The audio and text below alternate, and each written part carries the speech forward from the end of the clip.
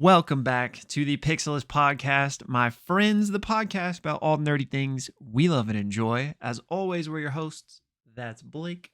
I'm Will, and today we're here to talk a little Critical Role. But before we get into that, you guys know the drill. A little coffee talk. How you doing this Tuesday, my friend? It's Tuesday, right? Yeah. It is Tuesday. Okay. Indeed.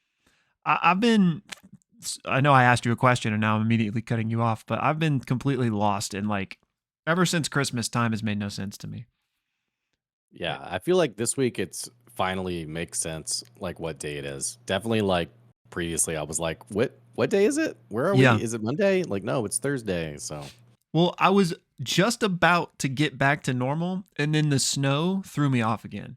That felt like a weekend or like a holiday, but I don't even remember what day was what, but it threw me off. I get it. Yeah. I get it. Nice How though. are you doing Nice today? to get some snow. Yeah. I'm doing good. Got my coffee here, so about to be doing better. This is my second cup actually, so back to a 2-cup type of pod. But yeah, just I always feel better about myself if I've been productive before we sit down for one of these. And I've still got a lot to do, but I have been productive so far today. So, That's I'm good. so far so good, at least, I guess. Yeah. That's good. I like that. I You can know, dig it. you know how it goes. A few things to very briefly at least catch up on is I don't want to speak for you, but I know I at least completely forgot about our live stream Friday, and because weren't we planning on doing? Yeah, I did remember, Mm. but I was definitely, life, sometimes life just isn't that easy. Yeah. And it was one of those afternoons where I was like, well, Will forgot, and I'm not going to bring it up again, so we just won't do it. Yeah, it was So like 2:30. that's kind of what happened. It was like 2:30, and it's one of those things where I just remembered, and I checked our texts, and you hadn't said anything, and I was like, I guess either we weren't gonna do one today, or he also forgot. Yeah, I just didn't feel up to it. Yeah. So maybe this Friday. I mean, we will do this Friday. That shouldn't be like our content strategy of like maybe, So we'll do it Friday. We'll be back. We're back on the horse now after the weird time warp we were just referring to. But yeah, so apologies for missing out on that for those of you guys that were looking forward to it. But hopefully back on track Friday for that. And then speaking of scheduling, sort of weird segue, I guess. But New Worlds Beyond Number dropped today. I have not listened to it yet. Have you? Because you had your little road trip, or not road trip, but I think I have maybe like 15 minutes left of it. How long is this one? An hour and a half. Okay. So, yeah. I wonder. Well, we'll talk more when we next sit down for that. But been a bit for that, so I'm excited to dive back into that. And then there was no Critical Role this past week because of the fires going on in California right now. And what a timeline, by the way. Right? I just envision like a time capsule of like someone stumbling across this video like 10 years from now. Yeah, because the fires and all. It's just like, and it only got worse.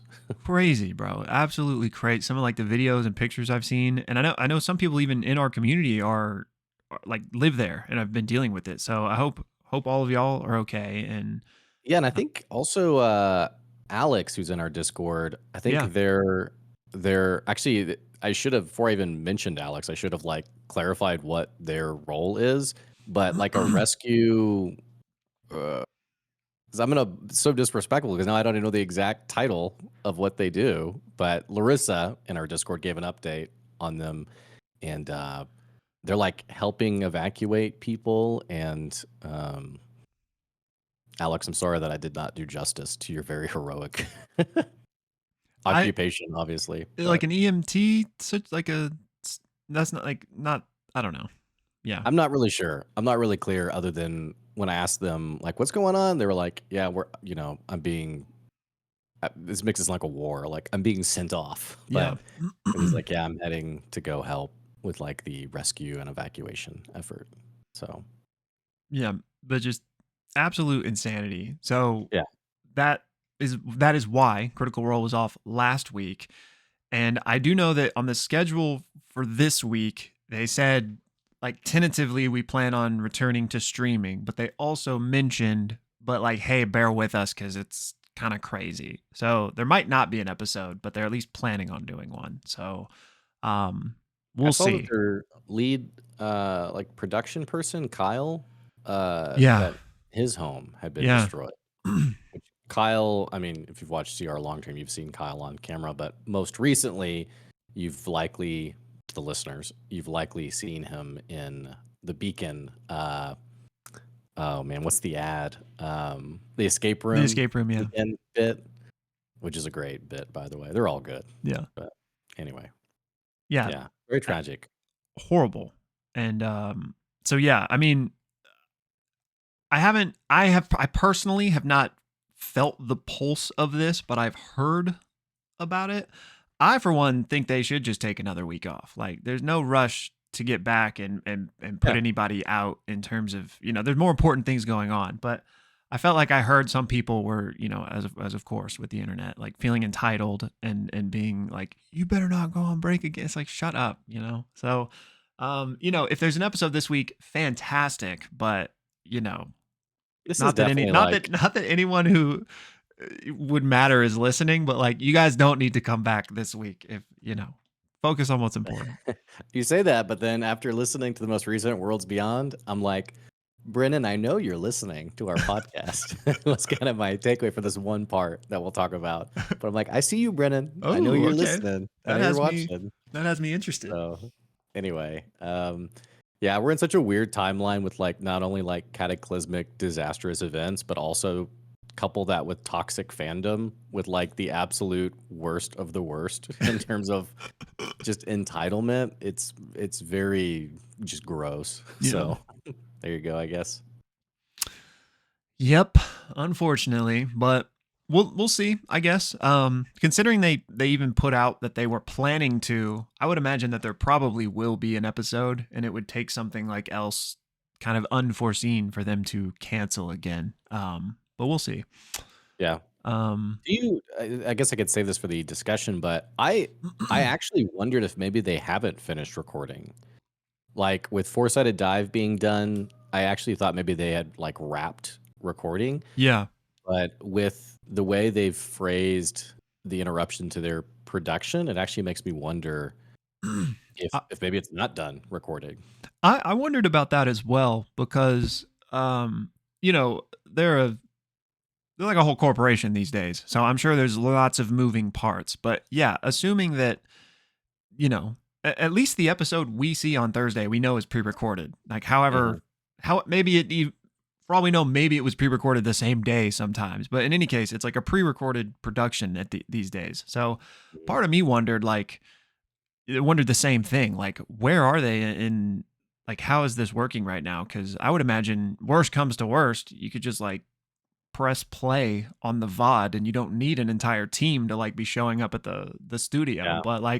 But what do I know about how the nuts and the bolts work? But yeah, I wondered that too, because we were talking that like maybe the campaign's over, like in terms of what they've already recorded and played. But now I'm thinking maybe not. Yeah, right. We're on the same page. It's pretty interesting for sure. But yeah, I guess unless you had something else, I was just gonna segue us into talking about CR. I almost forgot to record this one as well. I just all of a sudden clicked it. I have one job, Okay, well, if you haven't watched our channel before, we like to do a little recap before the actual breakdown of the episode, our reactions to the episode, and we like to cut that out and put it as a separate VOD on the channel. So if you're watching just that recap, just check the episode description for the full discussion on the episode. But this was episode 118, Yep. The Hallowed Cage. And this episode opens up with, unfortunately, my friend Will has the bulk of the recap, as is tradition, I feel like. The first hour, though, before the break, is basically the party essentially having sort of like this all too familiar back and forth that we've seen them have with Lewdness as he is essentially trapped momentarily. and there's conversations around sort of like it's really just rehashed ground on like, what do you hope to accomplish here? What do you think is going to happen? There's sort of like the same lines around like, Ludinus, you're going to die down here. And he's like, I know, but not until my task is complete. Sort of like slinging of insults of like, Ludinus. I think even Ashton even says like, hey, I agree with you, man, about like the gods got to go, but you got to get over it, man. And in fact, we do get a really interesting tidbit of lore on the fact that Ludinus is not from Aor, which was a little theory there, but he mentions his town was basically destroyed as gods warred against one another in the calamity. And since that moment, it sort of led him to the path of where he is today. So there's that point of conversation. There's also this dialogue of Ludinus sort of asking each party member, like, what has brought you here? What makes you worthy of this and what have you. Chetney's actually going to go invisible and sneak down this hallway where he eventually finds this open cavern and essentially the Hallowed Cage. And the Hallowed Cage has like this golden lattice that blocks it, very familiar to the Divine Gate sort of, I guess technology is the wrong word, magic that we've seen previously. Ultimately, Imogen dashes down towards this opening to try to get there first. Ludinus sort of chides them for being like young and immature, and then teleports himself. The party all begin to chase, give way, but not before Breus actually has a divine intervention moment with Asmodeus. And it's this cool moment where everyone has to leave the table. And he asks Asmodeus, what should I do?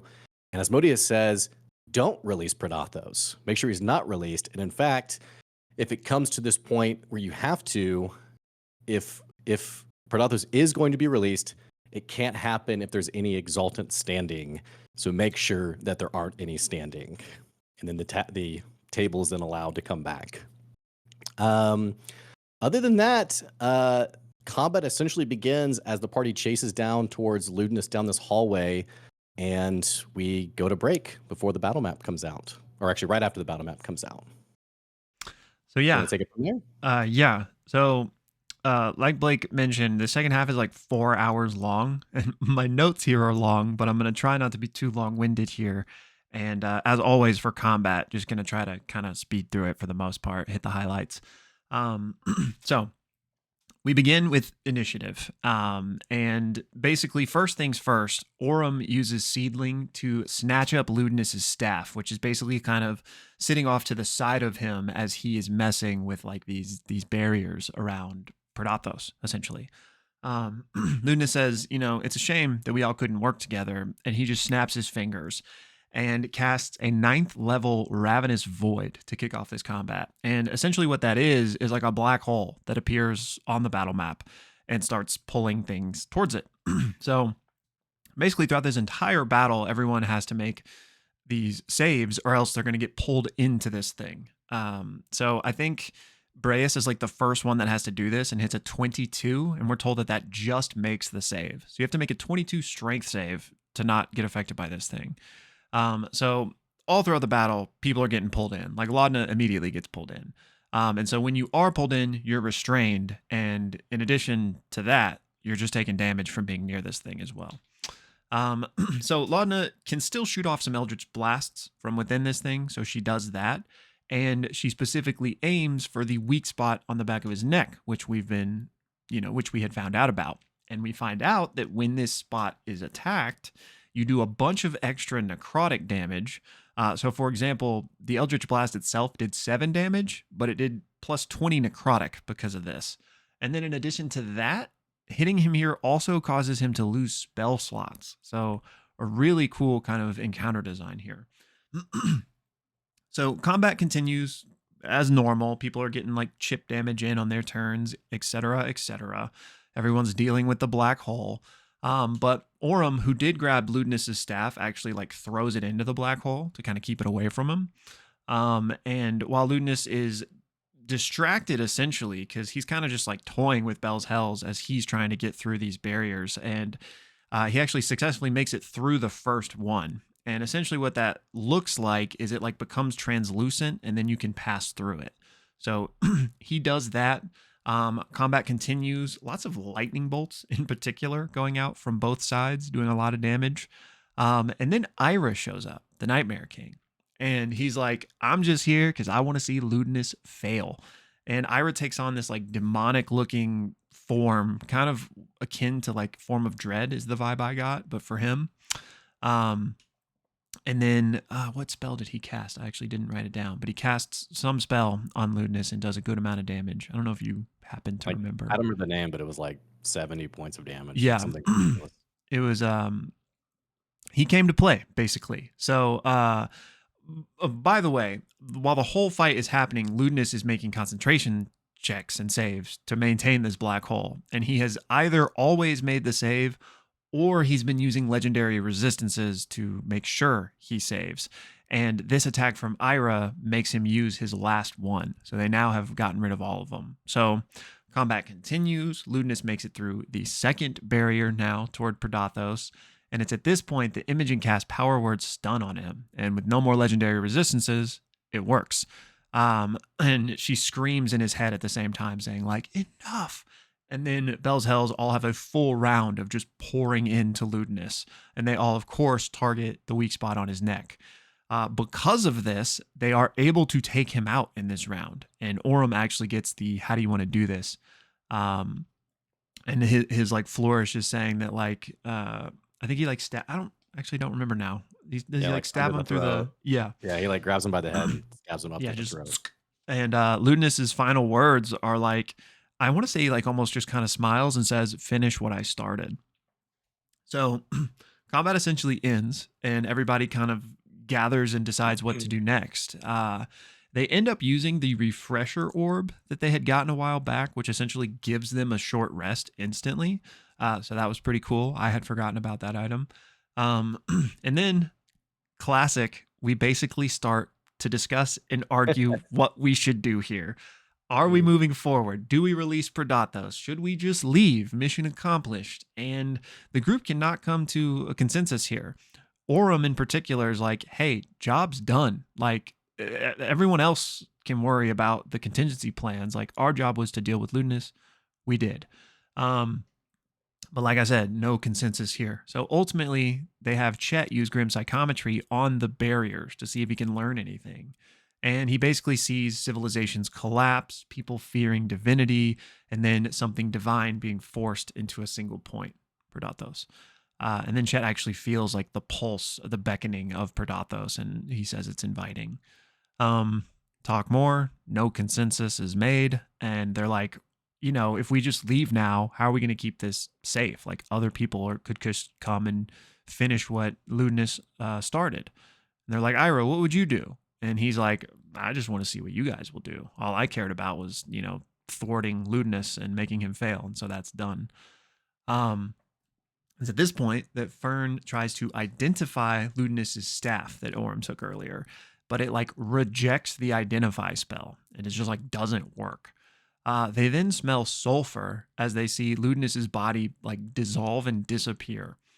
So Fern then like arcana checks and identifies the staff again. And basically what I took away from this is that there were protections on this staff that basically like nullified spells cast on it, but then she like worked through all of those.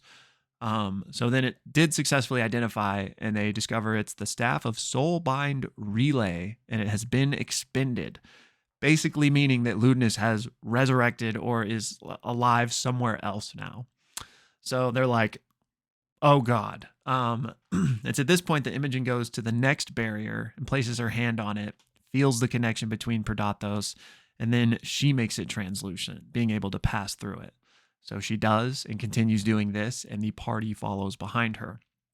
After bringing down the very final barrier, Imogen and Fern like feel this immense pull, and they feel as if like they're where they belong.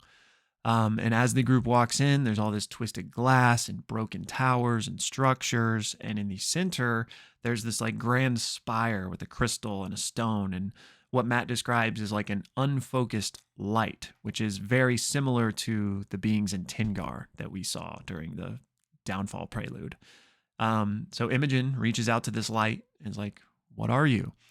And it seems like a sad child that's only half awake. And it says, "You came? Am I free to go and wake up?" And Imogen's like, "A lot of people are scared of you. Did you ever talk to Ludinus?" And it's like, "Yeah, he was the first person to ever reach me, promised to free me." And Aurum says, "Can you still hear Ludinus?" And the light says, "It can't. It can only hear its children." Ruid is born. Fern's like, "How did you get here?" And then they all get flashes in their mind of it being surrounded by gods and titans and Ruidus essentially being formed. The light asks, "Can I go now?" And Ashen's like, "Hey, wait, where'd you come from?" And the light doesn't know. They get flashes in their mind, though, of stars and possibility, nothing, and then given shape and thought, and an incredible desire to feed. Imogen says, "We want to let you go, but we're worried you're going to hurt people." And the light just doesn't understand. Aurum tries to insight check it and gets a whisper. And then Breus asks, "What will happen if we can't help you?" And the light says, "Well, I'll create more kin, more Ruidus born." The room then like shakes and a Ruidus flare happens, like kind of enhancing the point, I guess. The Fern and Imogen actually, when it flares, get a bunch of temporary HP, and they feel the pull even more. And Imogen wants to like step forward and embrace this thing. The light then moves toward Fern and Imogen, but Aurum steps between them. And Aurum says, "If it wakes up, or if you wake up, are you going to leave and go somewhere else?" And the light says, "Yes, but I must eat first." And as it's getting closer to them, Imogen can see that like it has somewhat of a form, and it looks vaguely Rylauren. Breus then asks, "Hey, some of us are friends with the gods, and we'd like you to spare them." And the light says, "I have to eat." It starts to move toward Fern and Imogen again, and both Chetney and Aurum step in front of it this time. And the light says, "Can I leave?" Imogen says, "What would you have us do?" And the light says, "Wake me," and it holds out its hand toward her. Chet goes to block the hand and just gets hurled across the room, and just like smashes against a wall. And Fern and Imogen both feel like this immense pull. And Matt asks, like, "Do you embrace this pull or do you resist it?" And Imogen takes Fern's hand and then touches the light, and it immediately dissipates. Imogen then feels like this storm churning inside of her, and she starts to raise up in the air as the crystals in this room like start to shatter and like go towards her and start like collecting on her body, forming her into like this new, bigger entity, I guess, to put it. And as this is happening, Fern and she both have to make wisdom saves, and in their effort to resist. And Imogen rolls really poorly and she fails, but Fern hits a 28. And so Imogen, as this is happening to her, is like embraced in shadow, but she can see a red light that is Fern. And Fern calls out to her, and that's where the episode ends. Episode, again, 118, The Hallowed Cage. And thank you guys for bearing with me on that long one. Great job covering all those all the dialogue, especially at the end. You know, I feel like we're here at the end. It's the interesting, juicy bits. So you know how it goes. I'm with you. But yeah. Okay. So yeah, lots to talk about, I feel like. We're here finally. I guess, I mean, I was gonna just start at the end, but actually I'm gonna save the end. I'm gonna maybe hit the other stuff first. So first and foremost, the encounter, which Ludinus is still alive. So with that being the case, if he wasn't, I would be slightly unsatisfied. But since he is, it's fine. Just because it didn't feel that difficult. I didn't feel like it didn't feel that threatening. And again, this is all this critique can be washed away because it wasn't actually the fight. But if it was, I would have those feelings. But really, he was just distracted, focused on doing the barriers, and they stunned him and took him out. You know. So, what were your thoughts?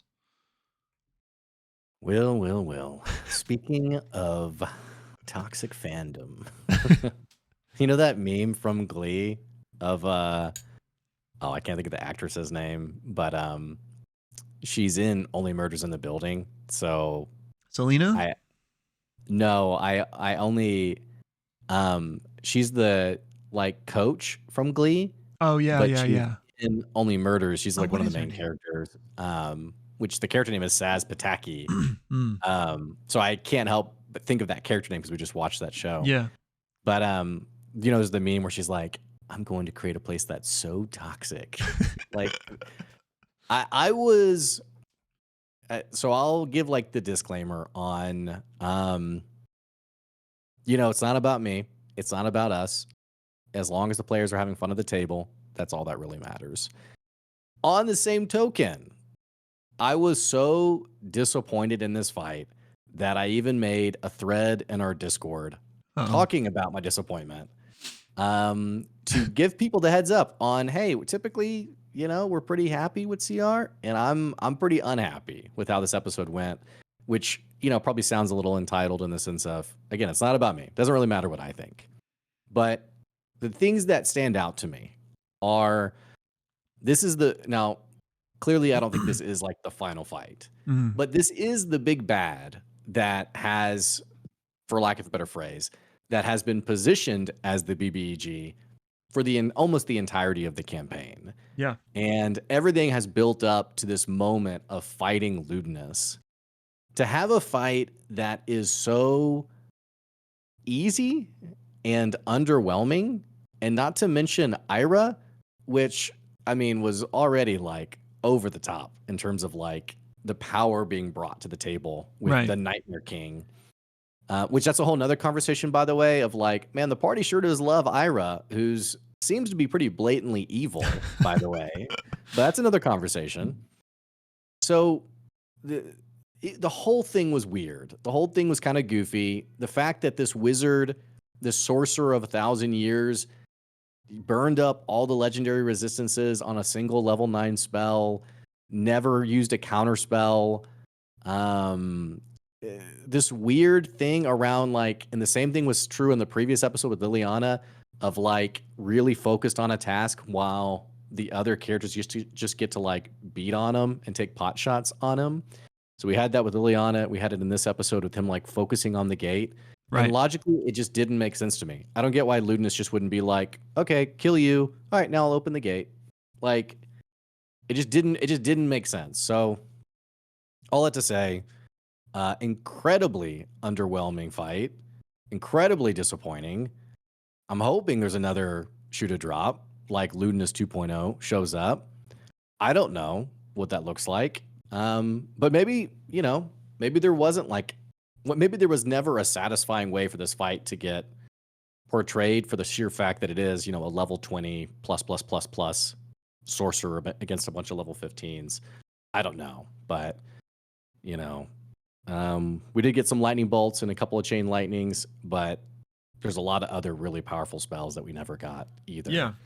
So that's my vent. That's my soapbox about it.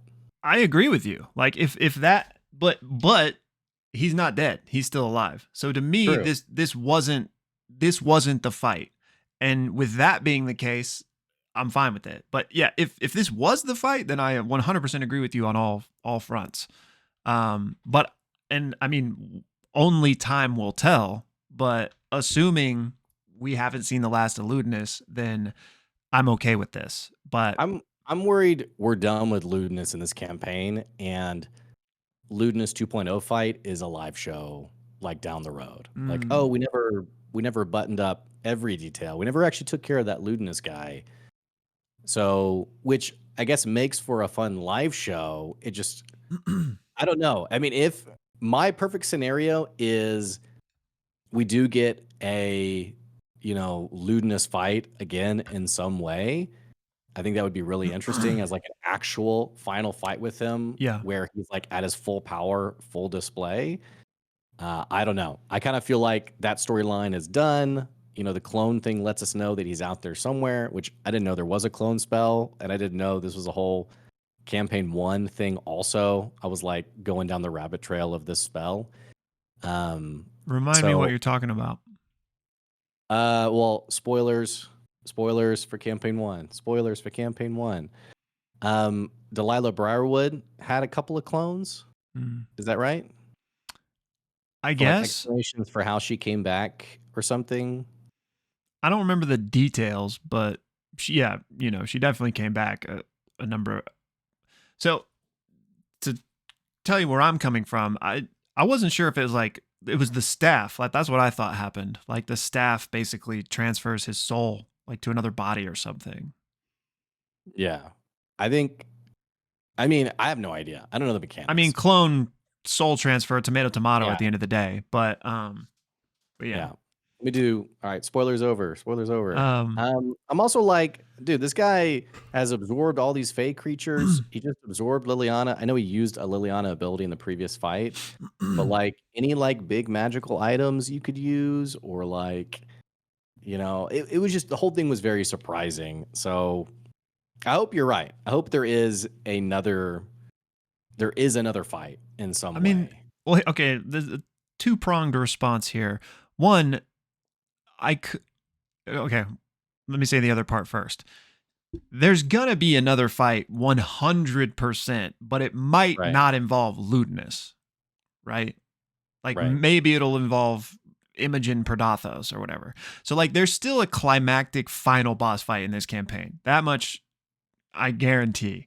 But if that doesn't involve lewdness, then I would still agree with you that this was a bit disappointing in terms of all of the buildup he had.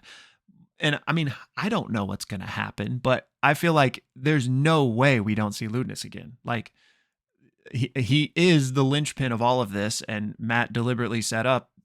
Guess what? He's not dead. So could it be like a live show thing? I wouldn't put it out of the realm of possibility, but I feel like it's too important to leave like that. Like live shows in the past haven't been this important. Like Trent Ickathon with campaign 2. Yeah, very important person in Caleb's life, but like wasn't the primary focus of campaign 2, if that makes sense. Right. So, I don't want to I guess at the end of the day, if what you maybe fear is true, then I agree with you wholeheartedly. But I just really don't see it happening where we just don't see lewdness again. Yeah. Yeah, I mean, I'd love for it to happen in the campaign too, because the fact that he is alive somewhere also cheapens Orum's how do you want to do this in my mind too, of if anyone wants to kill Ludinus, it's Orum. And to finally get the moment to get justice for your whole family getting killed, and then it can be like, oh well, he's actually still alive. If I'm Orum, we saw Ira just disappear, which I'm assuming Ira like has left to go find Ludinus. Yeah. I'm surprised Orum also wasn't like, all right, I mean, I guess it makes sense. They have a pretty important deal here with the Hallowed Cage. Yeah. Which this brings me to my other big complaint for this episode. I'm shocked after all of the dialogue and back and forth that the plan just became, oh yeah, let's go on in. Sure. Well, let's break these barriers down. Let's see what's the worst that could happen. And then Imogen it was like, oh no. And it was like, what did you think was going to happen? Yeah. Like, I don't know. And again, I'll repeat this disclaimer 10,000 times over for the listeners. It's not about us. I'm just being grouchy about the whole thing. But I'm just stunned for how many times the party has talked about this, that there was still waffling and what are we doing exactly? And then it's just done. Yeah. It's just decided. So I don't know. Yeah. I was surprised with how Imogen just like took the hand at the end, essentially. But yeah, I don't know. Like, obviously they could have done any number of things different along the way, but considering where we were there at the very end with them still not having a decision, like, I guess, it was like, well, we got to do something, like we're here now, like a decision kind of needs to be made at some level. So I feel like that it kind of almost came out of necessity, like, Yeah, because they're not actually gonna like, well, job done. Let's go home. You know what I mean? Um, Yeah. I mean, I but kind of get it. I do kind of get it. I mean, I don't know. I feel bad for like Keyleth, who like trusted these adventurers and gave them all super cool titles and like vouched for them. And this is essentially like a pretty deep betrayal against her of like, hey, I sent you up there to stop Ludinus, to stop Predathos from getting freed.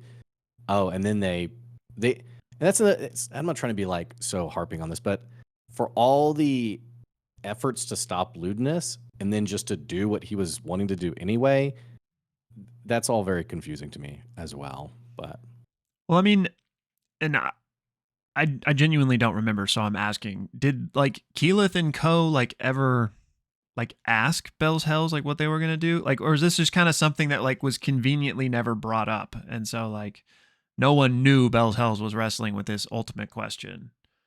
I don't think anyone knew they were wrestling with it. And if they had, I don't think they would have let them go. But, thinking about the meeting at Vasselheim, and not that everyone, stands the gods, obviously, but I don't know if the full intentions were on display for what could happen. I And know so in that some ways, yeah, go ahead. I was just saying, in some ways, I wonder if Bell's Hells could be seen as like the world's greatest villains. Of like, yeah, they're the ones who freed. Because we didn't really get that in this campaign, but presumably the gods have done some good stuff, right? I mean, Yeah. every time they come up in this campaign, I'm like, douchebag. But I don't know. Like I mean, it depends on what happens, right? Because Yeah. like maybe that's a good thing. Like, I mean, I guess it truly depends on what happens. But I don't think they're necessarily just going to be viewed as villains for this, because it could still ultimately like be what saves everybody and prevents this from ever being a problem in the Yeah. future. Like if Imogen is able to just like successfully control and restrain Predathos, which I don't really know if that's even on the table, um, Right. but yeah, I know that they at least had a conversation with it with the Mighty Nine. I remember Right. like before they split Right. up, and I know the Mighty Nine were kind of like, "Wait, what are you doing?" and Yeah. What? um, so yeah, I don't know, man. Like, because what is the right decision? Like, were they just supposed to leave and tell Keyleth, "Hey, it's open, but we didn't go in." And I mean, I guess Ludinus is still out there, so maybe on some level it was like, well, maybe we should check this out before he does. I don't Yeah. know. I mean, from like a D&D player perspective, and this is why I don't have any criticism towards this sounds so entitled. I don't have any criticism toward any player ever, regardless. I think this is an awesome table. But I don't have any criticism towards not towards Ashley, towards Laura Bailey for reaching out the hand, because I mean, I can't remember who said this one time, but maybe Matt even on during Exandria Unlimited on, hey, there's no wrong decisions, just interesting choices. Yeah. So I don't fault Laura for being like, hello, you know. So I think in that way you're right. As a D&D table, there's no way you're walking away from the unlocked door. There's no Yeah. way you're walking away from that. So I think you're right there. I think, yeah, and I mean, I still think the decision is coming.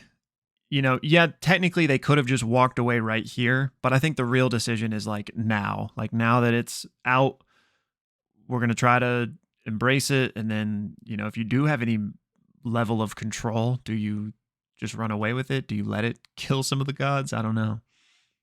But Well, and then obviously what happens with Breus? yeah. Yeah, okay, I'm glad you brought that up, cuz Asmodeus doesn't want him out now, but didn't previously we Yeah. thought he did want them out and he had like a big plan. So now that confused me. I didn't know, like, The whole thing, yeah. are there like several levels of deception here, or like Yeah, I what? mean, I'm like, buddy, Breus, are you being gaslit here? Yeah. Because I feel like Asmos was like, no, I didn't want him freed. And I think even Sam was like, okay, wait, you're saying don't free Yeah. Predathos? Earlier you said to free him. Yeah, I have no idea. I have no idea what's going on there. And it's Asmodeus, so like you got to wonder, like, it might be intentional with the subterfuge, but yeah. I will say I did love that whole scene Yeah. with Matt and Sam. I just thought it was just really good. Yeah, that was so fun. Matt's physicality was like so good, like with Mm-hmm. as Asmo. Yeah, I love that. That our boy Asmo. yeah. We go So. back. But yeah, so I lost my train of thought a bit, but to circle us back around, yeah, so clearly something is happening with Imogen, like I don't know if it'll singularly be in her hands, like some decision in that regard, but she rolled terribly on that roll. So it Mm-hmm. seems as if like she can't resist, but maybe Fern is going to like allow her another chance or something. But then like I just wonder when we've talked about this before, but like what happens in either case? You know what I mean? Like if she succumbs, is that just an entity now and they'd have to kill Imogen? Even if she's successful, like does she have to flee to the stars like after the gods? Like I don't even know what our end games look like here. It almost kind of, I don't know. Like I do wonder if Matt gives like a final check of like, are you sure you want to do this kind of thing? Because of the implications being so severe. But this is also the same table where I feel like Ashton didn't get enough of a warning about trying to eat the Kamort shard Yeah. or Rashan shard. And I know you and the people were like, Matt told him. And I'm like, did he though? So like I could totally see Matt being like, hey, I told you whoever becomes the vessel, because there was a line about the vessel will cease to exist, like will be destroyed. So yeah, I don't know. I think we're heading towards a final fight, Party versus Imogen, and maybe Imogen, kind of like Laudna and Delilah, where Laudna was like rolling to Yeah. like debuff Delilah. I can't remember. I could maybe see something like that with Imogen, I guess. And then interestingly enough, I can see Breas. I don't think there's any world where Breas doesn't try to kill Imogen. So In order to kill Predathos? Right. I mean, I just don't see Breas. Breas was, it feels like he left that vision pretty like, whatever you say, Daddy Asmo. Yeah. And not like, I'm still on the fence. I could be convinced either way. Yeah. I'm really curious to see how this quote unquote final fight takes place, because like will Ludinus show up and how's that gonna work in the interplay of things? Like, because I mean he's no longer Rudisborn because the Liliana buff would have subsided now, so like he can't be the vessel anymore. Right. So, but maybe he would just like come in and Imogen, Predathos, and Ludinus versus the rest of Bell's Hells or something. Which that sounds crazy, but I would kind of really dislike to have Ludinus show up and like. Well, I don't know. I guess. I mean, Ludinus wants Predathos freed, right? Yeah. So if the party like tries to stop this, I guess I could see Ludinus showing up, in his new form, and it being Predatho Imogen plus Ludinus against the group, which is like, that seems insane to me. Like, talk about power disparity. I don't think that happens at all. So yeah, I have no idea. And then there's also this other random detail of Liliana's like in the next room over. Mm-hmm. So could something happen there? I don't know. I feel like it could, but she's like got nothing, right? Right. For 24 hours. Yeah. But if narratively it just seems too juicy. Like I don't know how it would work if she could somehow like take the vessel duties over still or something, or sacrifice herself in some way, but I could definitely see something like that happening. We're definitely going to see, I say definitely. My theory is Party versus Predatho Imogen rolling to fight Predatos from within, and then like a climactic moment of Liliana showing up, holds back up the locket that Imogen gave her. Two halves make a better whole, or something like that. And that's like the final moment that allows Imogen to, I don't know. So roll credits. And then which brings me back to a certain show that I don't want to spoil for the listeners, but a certain show I watched recently that we talked about in WhatsApp. But she shows up and maybe they like embrace and just poof, just bamf out. I Yeah. don't know. Yeah, I'm curious. I'm very curious because I know we talked about this at the start, but like I don't see any world where we don't see lewdness again. Like he I hope he's that's true. Yeah. he's not like his whole multiple lives works built up to this moment. He's not just gonna be like, okay, hopefully Bell's Hells finish what I started at the 1 yard line, So like, I guess what also doesn't make sense though, not to rehash this now again, is why would he show up? well, Like because the job's not done. Like he doesn't know that they're gonna go in there and release Predatos for him. yeah, I guess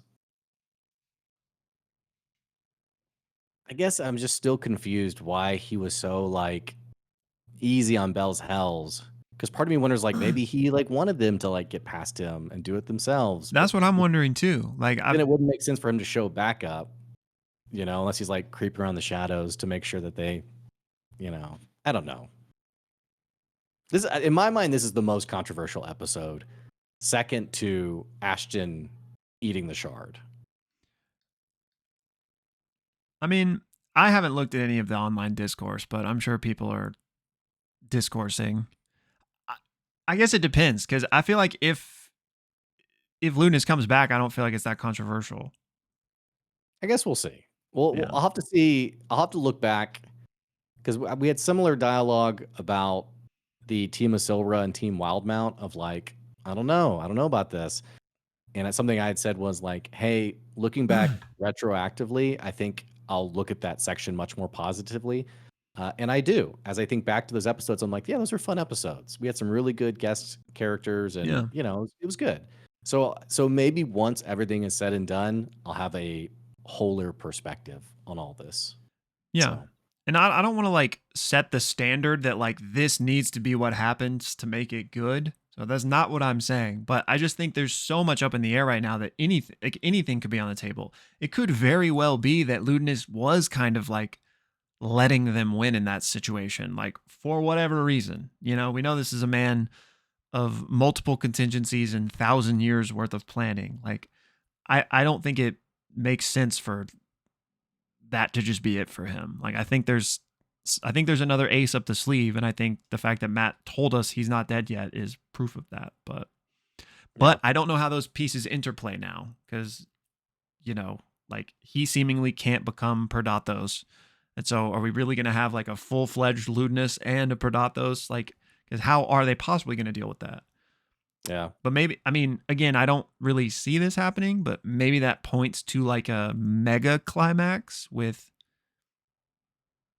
Mighty Nine, Vox Machina coming back as well. But I don't really see that. But we still have the Raven Queen mask. Yeah, that's true. So maybe that could somehow. I mean, What if we Raven got Queen like Raven gods Queen wants versus Predatos. Predatos, Bell's Hells versus Lewdness, and like a big, not like literally all the gods, but like Raven Queen mask somehow. I don't know. Yeah. I don't know. It's hard to have like a fulfilling moment that isn't cheapened by, the Deus Ex Machina of like. I feel like it would feel weird for Mighty Nine to show up in the final Yeah. battle. Yeah. Um, No, I agree. I don't know. I think at this point I'm just getting like more grouchy about the whole thing. So, all that to say, outside of like the grand story, fun episode. Party's having fun. Really some cool dialogue, like I said, with Asmodeus and Breus. I'm definitely interested to see what happens. The question we keep coming back to that I'll ask you is, how many episodes do you think we got left? Man, given everything we just talked about, I don't know. I could see it being a few more now. Like, one to deal with whatever's happening with Predathos and Imogen, maybe one with Ludinus, then like a wrap up. I mean, I could see there being 3 to 4, especially with the meta knowledge of what we were talking about with production earlier, that like maybe they haven't finished recording even. Yeah. So I don't know. I mean, I don't think this, especially not with them having not announced anything about it. I certainly don't think next episode's the last episode. I think that would have been made clear by now. So Yeah, I agree. I'd say there's probably like at least 3 with the potential for more. Yeah, I mean, that would be crazy for sure. I mean, crazy, not like unbelievable, but just like crazy that there would be that much more content, I guess. My best guess is 2. Like whatever this next episode is, and then maybe the final episode. But I also wonder, could we get, if Imogen is released, could we get like 4 or 5 episodes of like the apocalypse on Exandria? I don't know. Yeah. Should be crazy. Yeah, man. Honestly, it still could go a number of ways. So I guess really just depends on what Matt has planned. We've talked about it before, so I won't dive into it. But like a lot of that is like there could be a whole bunch of content, or it could be campaign 4 kind of seeing the effects. Mm-hmm. So one more question I'll ask you is kind of feels like Bell's Hell's moral compass is just a little rusty, I feel like, for 2 reasons. Ira seems explicitly pretty evil, was trying to help the Paragon's Call, was like experimenting on people, creating chaos in the city. Just seems like not a super good dude. Maybe there's a little bit of gray there. I don't know.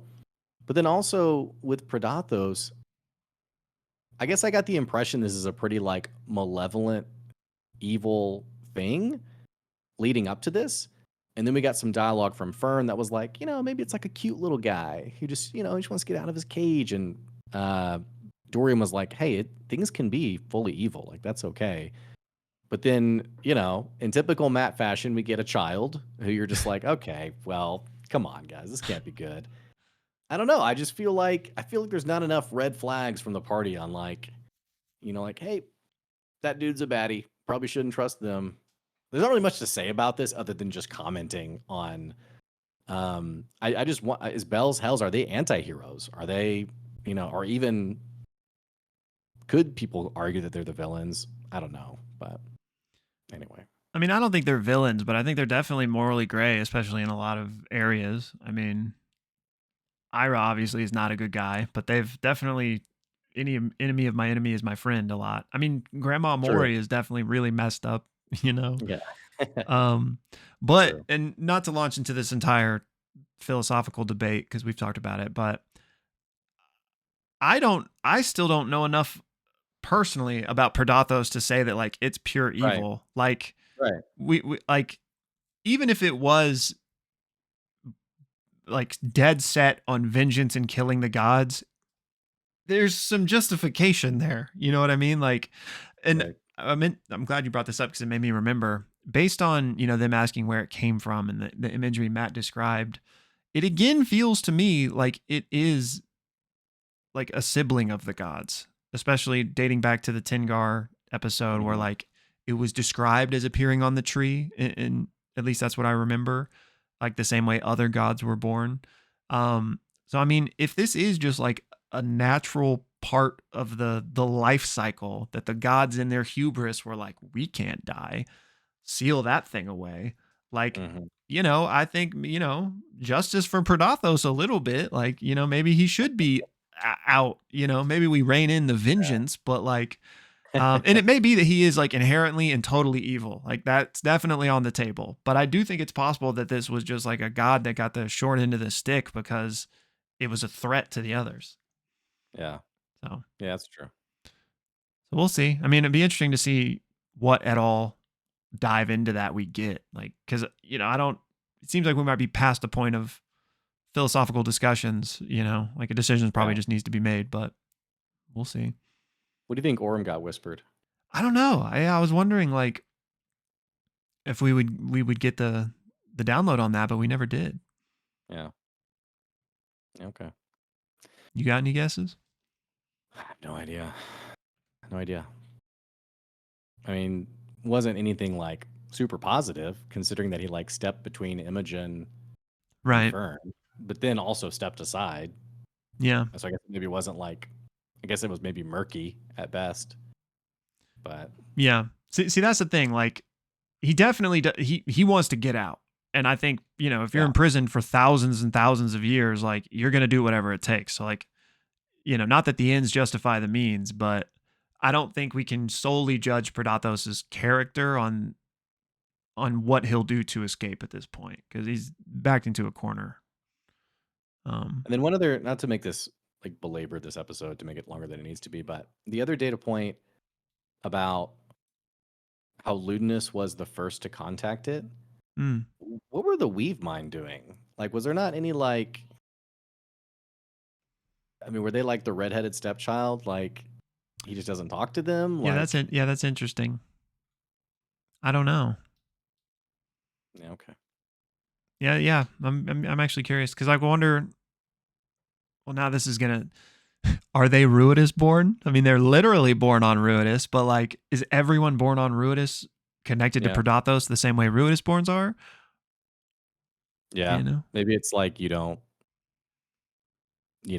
notice your hand because it's part of the whole Yeah. or something. I don't know. It's a bad analogy, No, but I got what you were cooking there. yeah, you don't notice the elbow because it's part of the arm. Right. Yeah. I just Right. like keep giving, like couldn't Exactly. go into body parts. And We then get actually, did you make anything of the fact that he did look Ruidian? Like, or do you think that's just like Hmm, the most that's interesting. the familiarity of his entire existence has been around these beings? So maybe that's what Predatos like most envisions itself as. Because if it is a sibling of the gods, then it really is just like formless light. So maybe that's like the closest approximation of what form it would take. Or do you think there's like more there than that? I kind of took it like the Ray Lauren are like in its image, so to speak. Mm-hmm. Like they are like true descendants of it, I guess. Um, not sure. Well, we will perhaps find out some more answers this week, Yeah. but All maybe not. right. Might not be an Well, episode. that's right. There may not. I guess we'll know shortly. So, we'll put this episode up. We're also gonna have last week's episode's recap put up because I realized I never put that up. So if you see the back-to-back recaps, that's what's going on there. But other than that, I think that's gonna do it. That's going to do it. We will have, assuming there's an episode, we will have our watch party in the Discord. Maybe only a few of those left, so come hang out. We got a great group of people over there. It's been one of the highlights. I don't know why I'm getting sappy now, but been one of the highlights of the campaign is getting to watch with you guys on Thursday nights. So looking forward to that. And if you're one of those people that has never dipped your toes into the Discord, come on in while you still got a chance, for campaign 3 at least. But yeah, so that'll be Thursday if there's an ep, and then Friday stream, at least on the docket. We'll see if it happens, but yeah, we'll do it. I think so. I find out tomorrow if I'm having a boy or a girl. Oh, bro, I was gonna ask you. Oh. So how far along is that then? 20 weeks, I think. Okay. Wow. So I'll find out tomorrow. Exciting stuff. I mean, you won't be able to answer this question. I'm happy either way. You already got both too. So like, yeah, you're good. But so happy I didn't know if, I can't ask you because if you answered and then it was the other. Yeah. My daughter thinks it's a girl and I keep letting her know that, hey, we're going to be happy with whatever it is. She's like, nope. And she's like, yeah, it's actually, she's like, no, it's going to be a girl. So I'm like, so this isn't me just secretly trying to ask the same question, but do you have a feeling that or does she have a feeling of what it might be? I don't have a feeling. I have no idea.